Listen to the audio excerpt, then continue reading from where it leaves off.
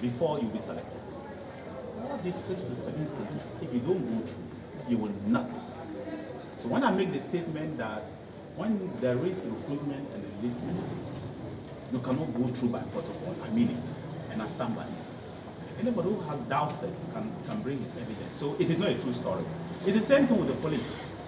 But the police, I'm sure, will answer to it. But I can tell you with the armed forces, whether you are a recruit or you are an officer, you have to go through the process. You will not be selected if you don't go through the process. And it has never been done, and it will never be done. And nobody can change it. And that's why our armed forces remain very credible, very professional, and the UN keep using them for whatever they are. And if anybody has any other evidence, he should bring it. But more importantly, why I've decided to come is the allegation that mercenaries have been trained by this government to disrupt 2024 elections.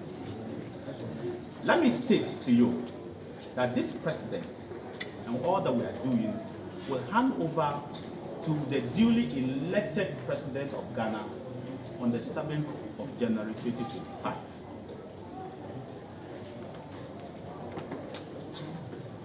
The duly elected president will be chosen by the people of Ghana.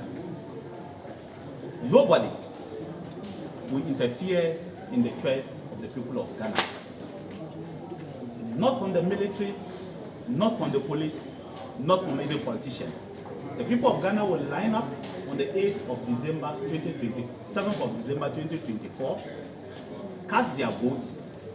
Whoever emerges president will be sworn in on the 7th of January 2025 and will be given the mandate by this president. The party should go out there and campaign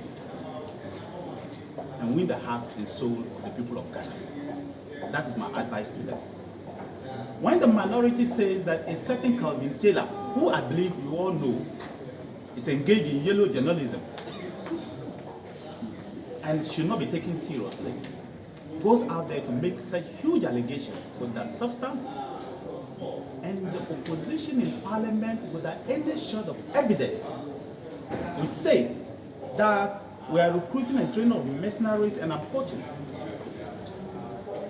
The minority attention has been further drawn to an expose by a Ghanaian journalist based in the United States, Calvin Taylor, who suggests the recruitment, they are not even sure, the recruitment and training of mercenaries by government operatives based at Dully House to cause chaos and mayhem in the country and blame the political opponents.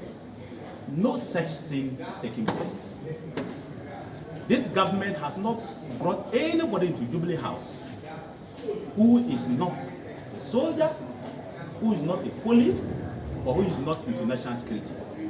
We have not done it since we came to power, and we don't intend to do it.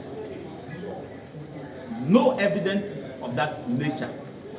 Of course, I will not come and tell you that we have not had enhanced security at Dully House. But that is the prerogative of government. But government has not recruited anybody outside the recognized security forces. That is the police, the armed forces, and members of the national security, particularly the police and the armed forces, to ensure that the number one gentleman, the seat of government is safe, and you and me are safe. So I want Ghanaians to dismiss this allegation by the minority and cast it into the dustbin, because it is not a true story.